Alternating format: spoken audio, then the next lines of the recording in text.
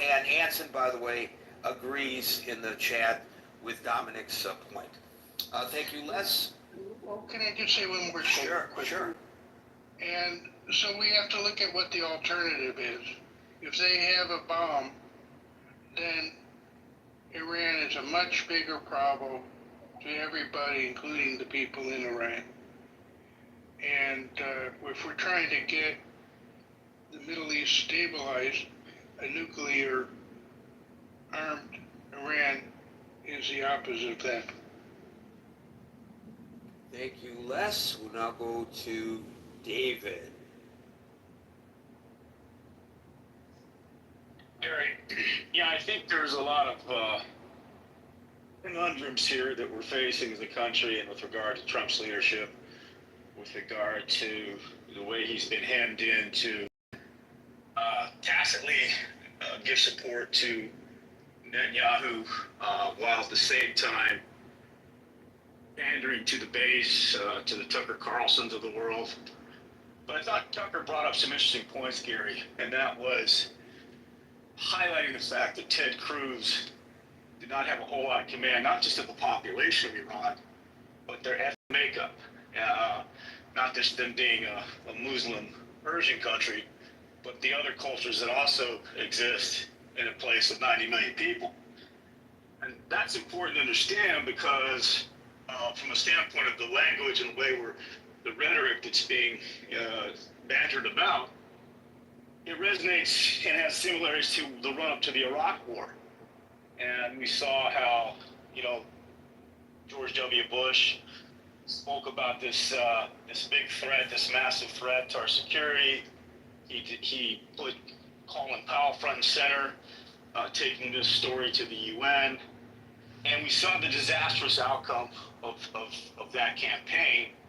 And so are we also entering into a very similar, are they setting a trap to enter into a Gulf War II here with regard to a country to be more radicalized, get the support of the other aspects of the Middle East?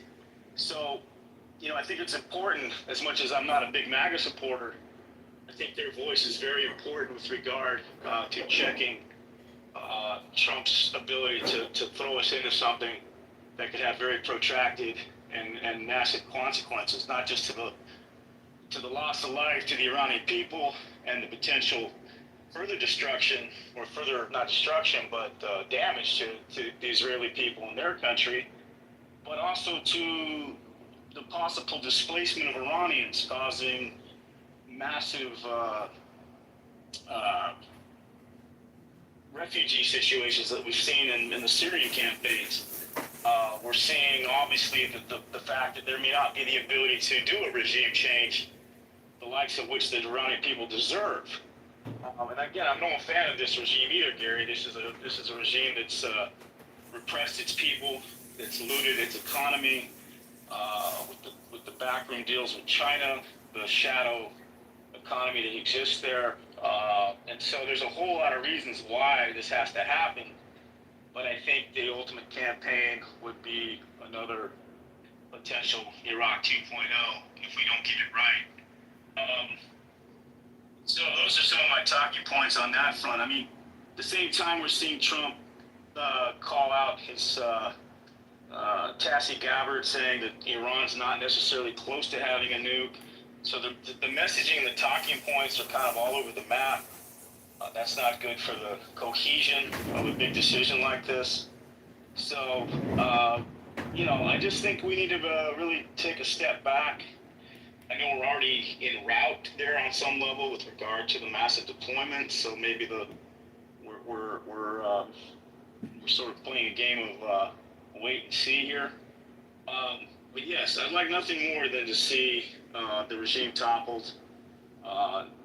The Middle East should be a lot safer with one less state actor with a nuclear weapon.